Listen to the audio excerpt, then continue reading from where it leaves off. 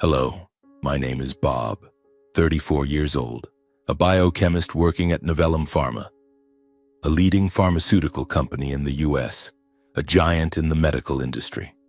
This is a place where breakthrough ideas can change the world, or at least the fates of a few individuals.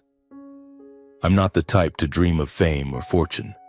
For me, the laboratory is my second home, where I immerse myself in test tubes, centrifuges, and numbers dancing across computer screens.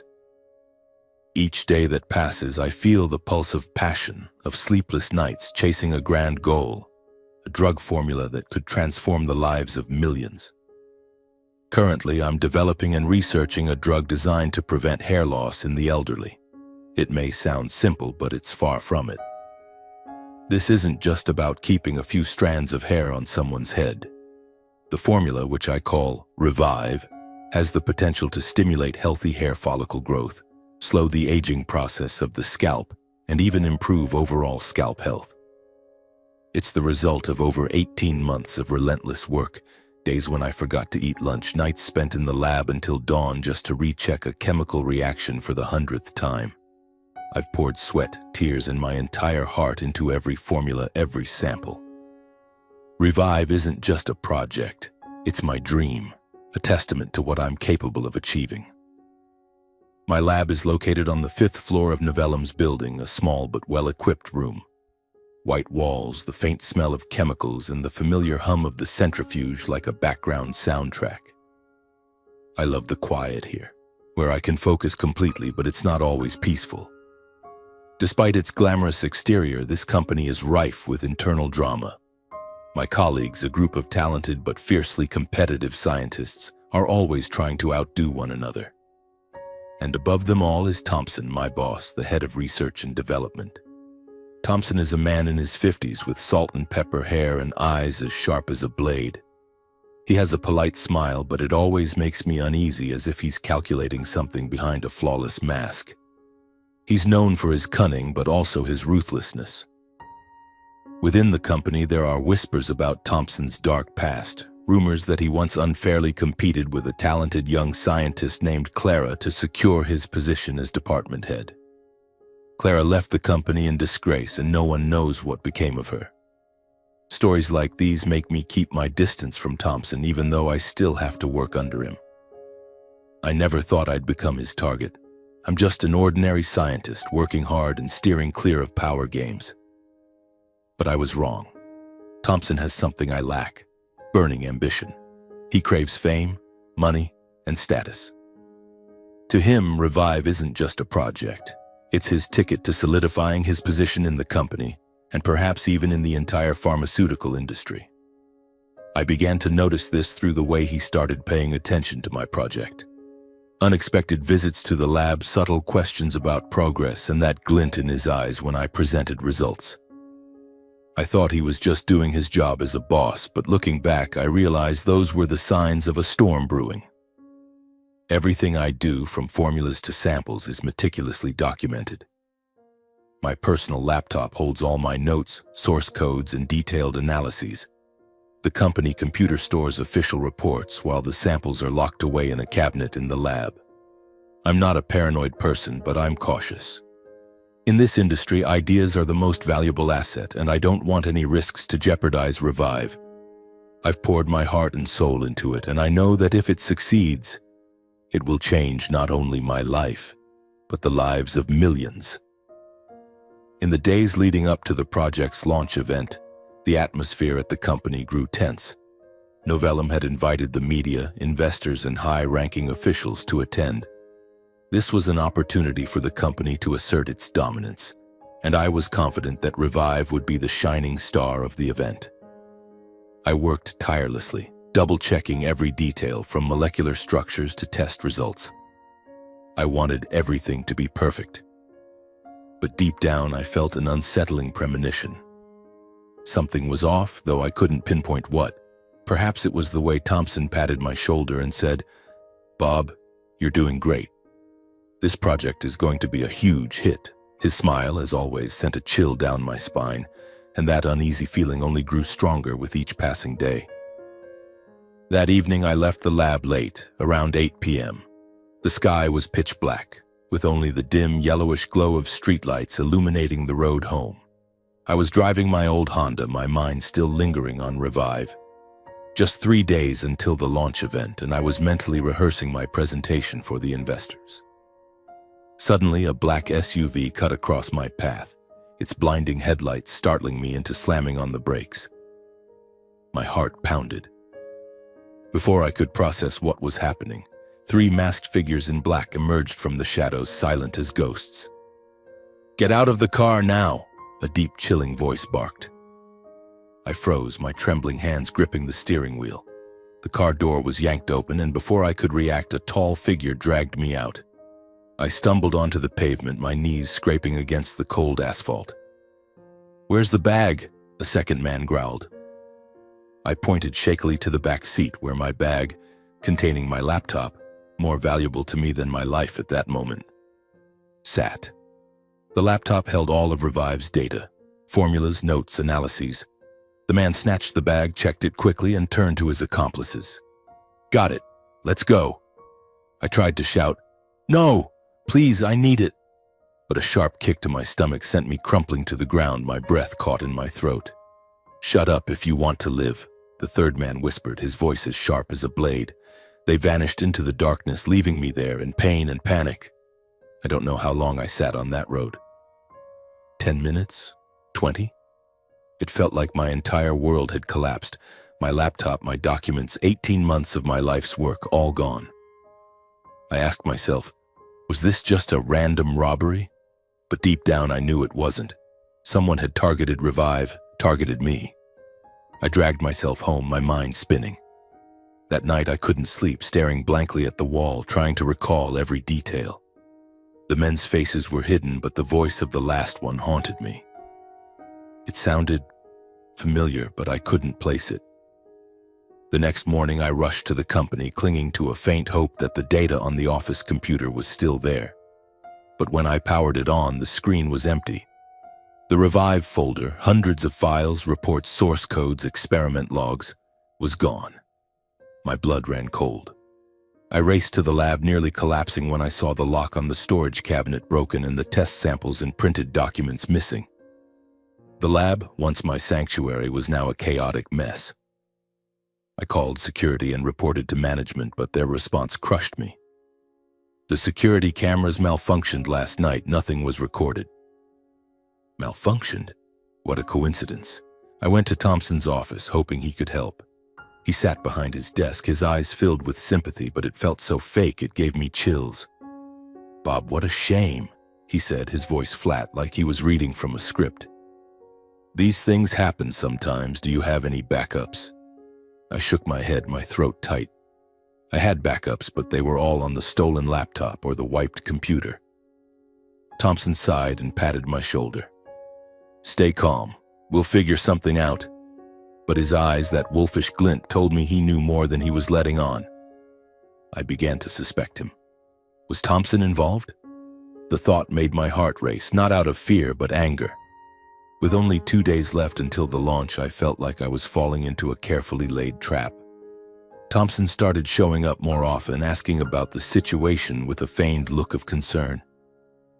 Every time he spoke, I sensed the malice behind his smile.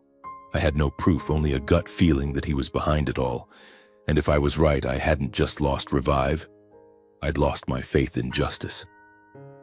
On the day of Novellum Pharma's idea launch event, I felt like I was stepping into an arena. The company's main hall was lavishly decorated, with glittering chandeliers casting light on rows of plush red chairs. The guests, investors, media, and high-ranking officials filled the room, their excited whispers spreading like a wave. This was Novellum's biggest annual event, where researchers like me had the chance to present our ideas to the board, partners, and the world. A brilliant idea could change a scientist's fate, elevating them from obscurity to a star in the pharmaceutical industry.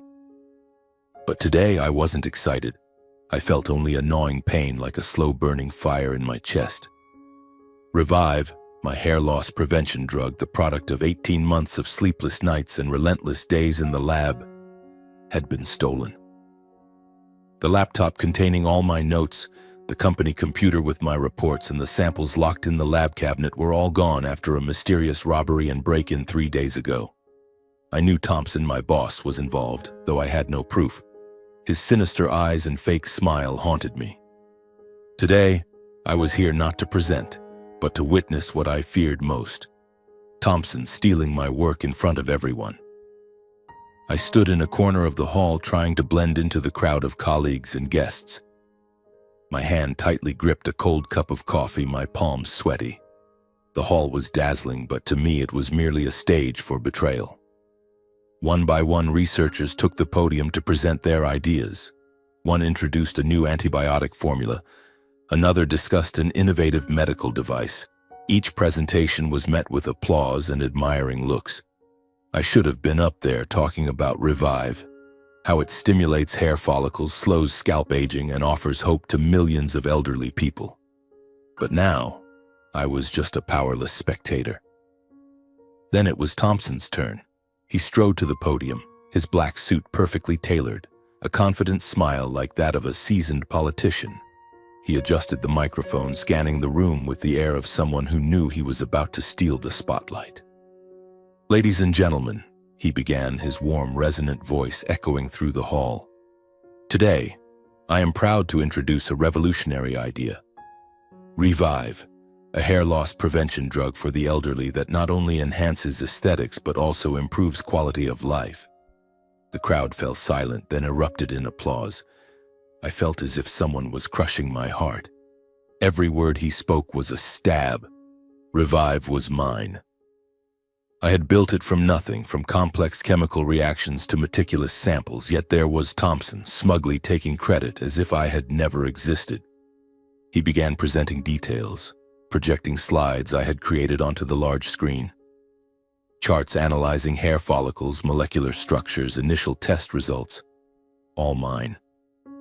I recognized every number, every line, as if they were my own handwriting. But no one in the room knew that.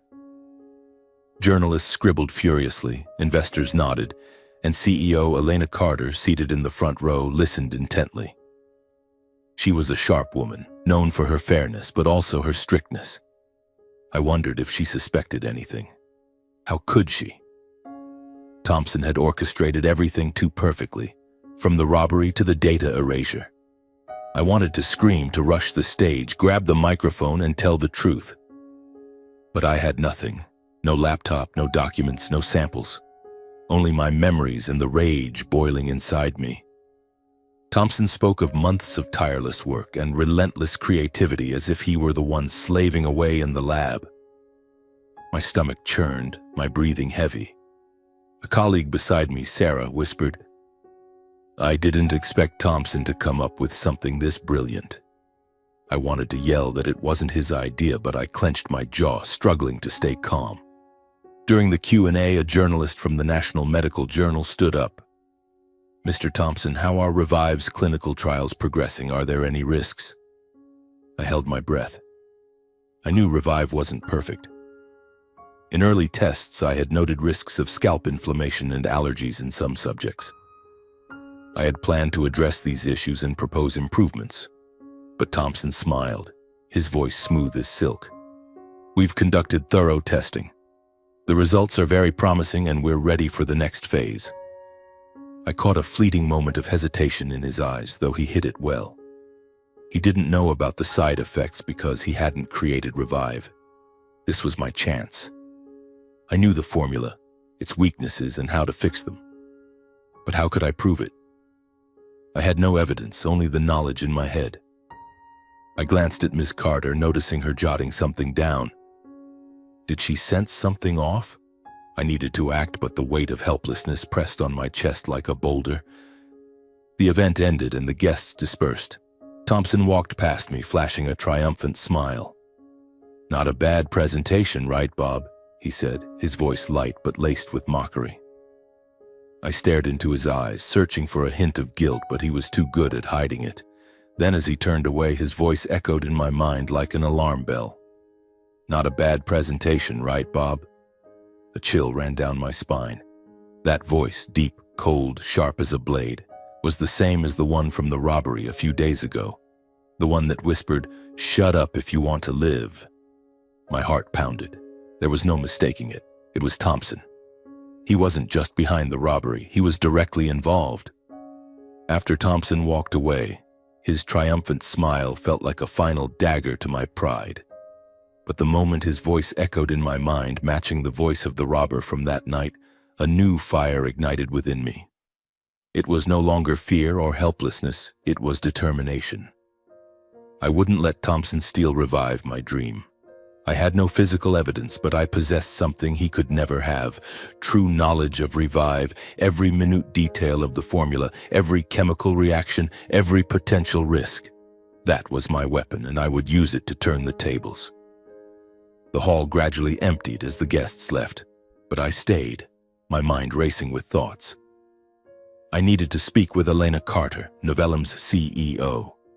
She was the only one with enough authority to uncover the truth, but also the hardest to convince. Known for her fairness, she was equally unforgiving toward baseless accusations. I knew that to gain her trust, I had to be smarter than Thompson, to prove that Revive was mine, and more importantly, that the formula he presented had flaws only I could address. Taking a deep breath, I approached the front row where Ms. Carter was speaking with a few investors. My heart pounded, sweat beading on my forehead. "Ms. Carter," I said, my voice trembling but steady. "May I speak with you for a moment? About Revive?" She turned, her sharp eyes piercing through me. "Bob, right?" she asked, her tone even but not cold. "What do you want to say?" I swallowed hard, knowing this was my only chance. "I believe there's something you need to know about the formula Mr. Thompson presented. It's not perfect, and I can prove it." Ms. Carter raised an eyebrow and gestured for me to follow her into a small meeting room beside the hall. Once we were alone, I began striving to keep my voice clear despite my racing heart. "Revive is my idea, Ms. Carter. I worked on it for 18 months from the initial formula to the trials. But 3 days ago, my laptop, documents, and samples were stolen. The company computer was wiped clean. I have no physical proof, but I know that formula inside out. And I know it has issues Mr. Thompson didn't mention." Ms. Carter crossed her arms, her gaze fixed on me. "You're accusing Thompson of stealing your idea? That's a serious claim, Bob. What evidence do you have?" I took a deep breath, knowing this was the moment to bet everything. "Revive carries a risk of scalp inflammation and allergic reactions in some sensitive individuals," I said firmly. "In initial trials, I recorded a 7% incidence of side effects, particularly in those with sensitive scalps. I documented this and planned to refine the formula by adjusting the ratio of the hair follicle stimulant, specifically reducing the A17 compound to 0.3% and adding a scalp-stabilizing agent. But Thompson doesn't know this. If you ask him about the molecular structure or synthesis process, he won't be able to answer accurately. I can." Ms. Carter remained silent, her eyes weighing every word. "You're saying the formula Thompson presented could pose risks to users?" she asked. I nodded. "Yes. If it goes to widespread clinical trials without fixes, Novellam could face a disaster. I can prove I created Revive by explaining the process in detail, from chemical reactions to optimization. I'm ready to answer any question you have." She didn't respond immediately. Standing, she paced the room, her hand on her chin. "You realize that if this isn't true, your career is over?" she said sternly. I swallowed but nodded. "I know, Ms. Carter, but I can't let my work be stolen, and I don't want Novellam to take risks with an incomplete formula." She studied me for a moment longer, then nodded. "All right. I'll arrange a meeting with Thompson and the board. You'll have a chance to present your case, but Bob, if you're wrong, the consequences will be severe." I left the meeting room feeling like I'd just run a marathon. My mind was a whirlwind, but a spark of hope flickered within me. I knew I was walking a tightrope. Thompson was a cunning fox, and he wouldn't let me turn the tables easily. But his voice, the one that matched the robbers from that night, drove me forward. I returned to my office and began writing down every detail of Revive I could recall. The chemical formulas, compound ratios, and every step of the trial process. I had no laptop or documents, but my memory was something Thompson couldn't steal. That night, I didn't sleep. In my small apartment, the desk lamp cast light on pages filled with scribbled notes. I reconstructed every chemical reaction, every trial issue, and the solutions I'd planned. I knew the board meeting would be my final chance. If I couldn't convince them, not only would Revive forever bear Thompson's name, but my career would be over. But I was no longer afraid. I had lost too much, and now I had only one goal: to reclaim justice. On the day of the board meeting, I walked into Novellam's large conference room with a mix of confidence and nervous anticipation. The spacious room with its polished wooden table and the piercing gazes of the board members sent a shiver down my spine. Elena Carter, the CEO, sat at the head of the table, her face expressionless. Thompson sat across from me, still wearing his confident smile, but I caught a flicker of tension in his eyes. I knew he was worried, not about me, but about what I might say. Beside Ms. Carter were senior executives and a group of technical experts invited to evaluate the situation. I had one chance, and I couldn't afford to fail. Ms. Carter opened the meeting, her voice calm but sharp. "Bob, you claim that Revive is your idea and that the formula Mr. Thompson presented has issues. Today we'll get to the bottom of this. Begin." I took a deep breath, placing the stack of handwritten notes in front of me. Pages I'd spent the last 5 days frantically writing, reconstructing every detail of Revive from memory.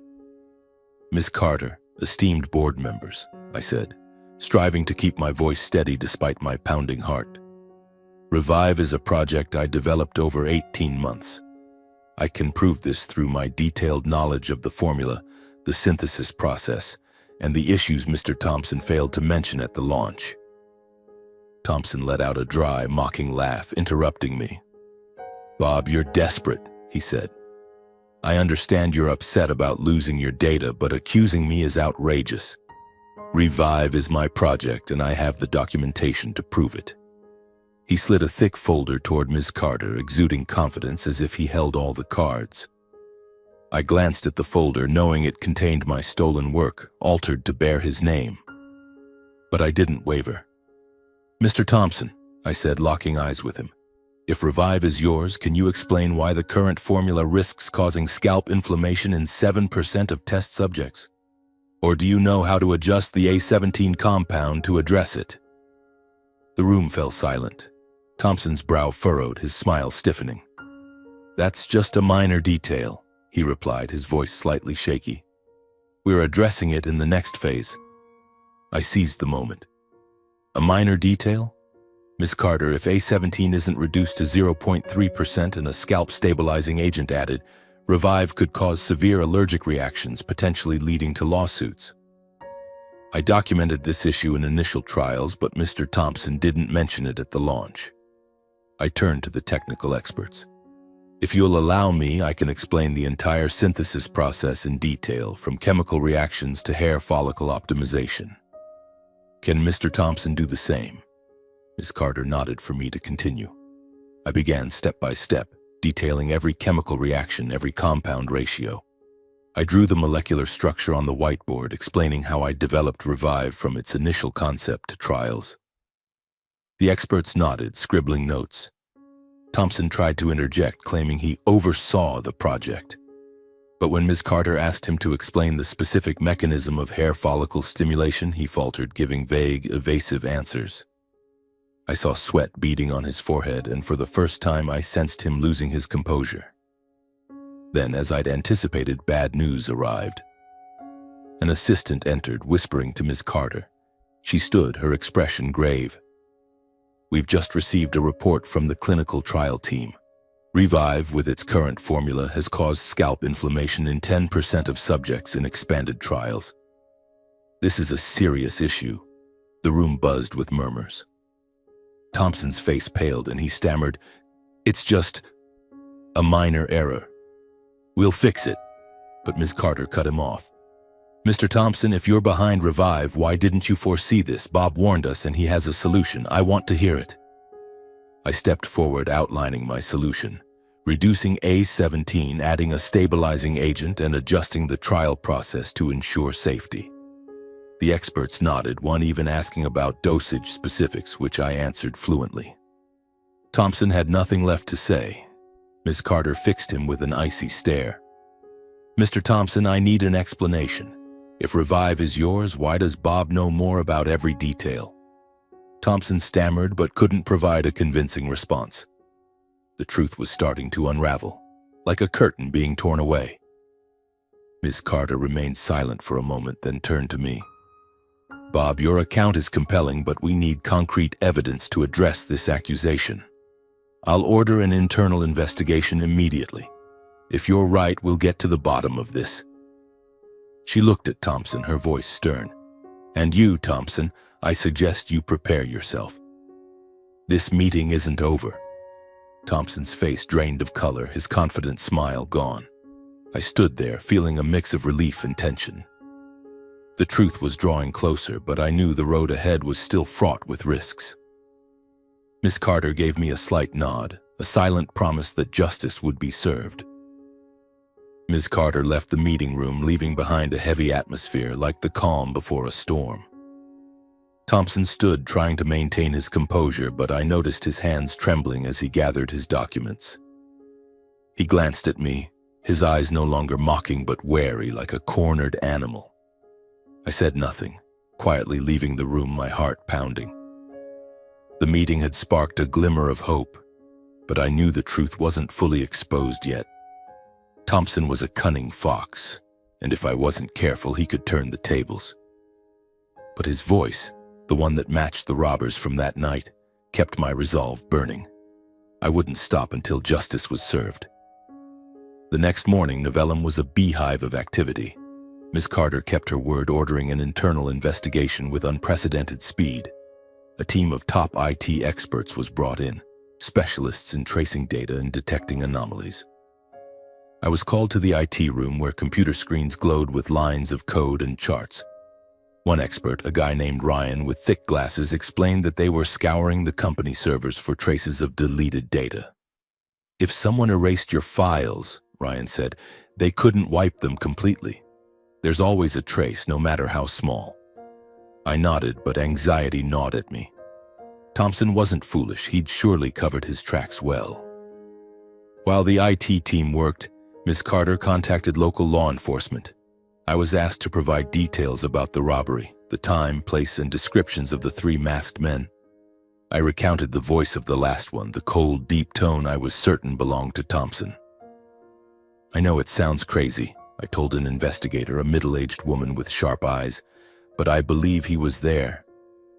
She took careful notes. "We'll check traffic cameras near the scene," she said. "If there's any lead, we'll find it." The following days were a tense waiting game. I barely slept, sitting in my apartment, staring at my stack of Revive notes, trying to keep my mind sharp. Every time my phone rang, my heart leapt into my throat. Then, on the afternoon of the 3rd day, Ryan called me to the IT room. "You need to see this," he said, his voice brimming with excitement. On the screen was a detailed report, evidence of data deletion on the company server, executed from Thompson's admin account on the exact night my lab was broken into. "He thought he wiped it clean," Ryan said, "but the server keeps hidden backups. We also found encrypted emails between Thompson and an unknown account discussing handling the employees' data." I clenched my fists, feeling like I'd just glimpsed light at the end of the tunnel. At the same time, law enforcement sent over a video from a traffic camera near the robbery site. The footage was grainy but clear enough to show a tall man with a gait strikingly similar to Thompson's standing near the black SUV.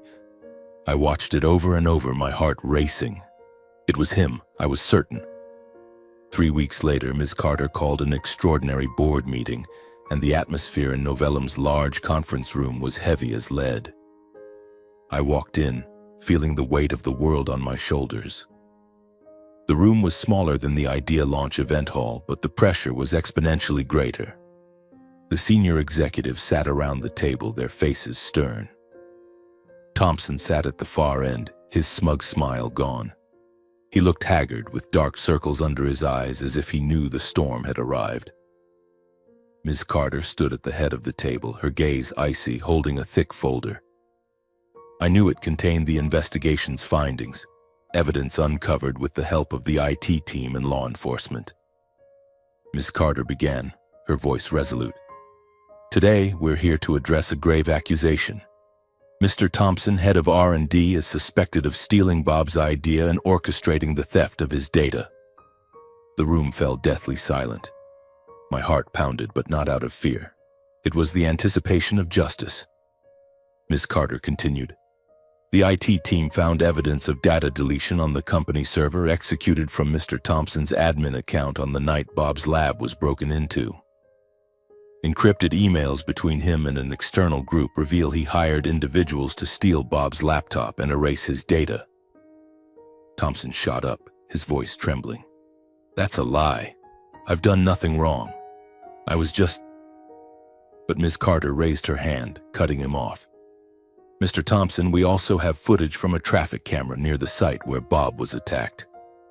The figure in the video matches your build, and Bob has confirmed that one of the robbers' voices was identical to yours.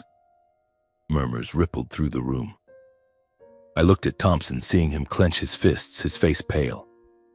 I only wanted the company to succeed, he muttered, his voice weak like someone who knew they'd lost. Ms. Carter turned to me. Bob, you've proven your competence and the truth. Revive is yours and we'll ensure you're recognized. She scanned the room. The board has unanimously decided Mr. Thompson will be terminated immediately for fraud and endangering the company.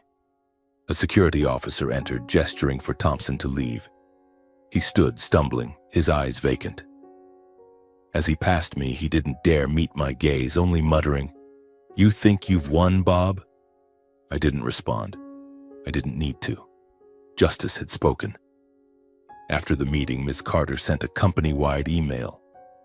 Thompson has been terminated for stealing an idea and orchestrating a data theft.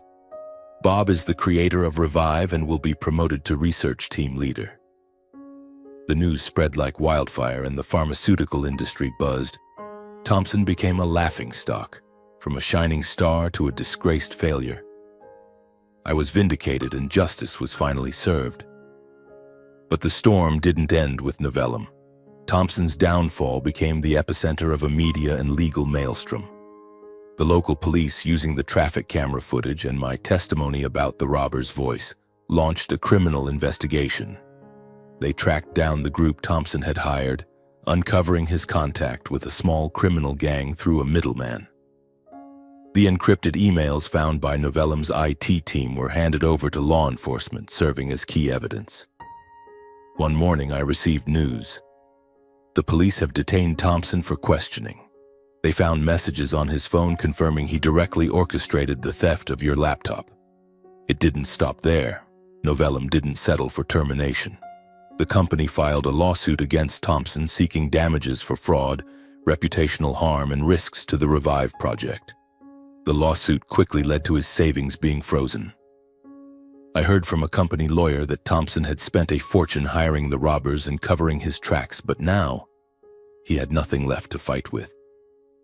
His lavish suburban house, sleek car, and expensive suits, all seized or frozen. Thompson lost everything, left with only disgrace. After hearing what happened to Thompson, I didn't laugh or gloat. Sitting in my new office with a nameplate reading Bob Research Team Leader, I looked out the window, my heart heavy. Justice had been served, but it left a scar. I thought to myself, in this life, fairness may come late, but no one escapes the consequences of their wrongs forever. Revive was mine, but this victory wasn't just about glory. It was proof that the truth always finds a way to surface.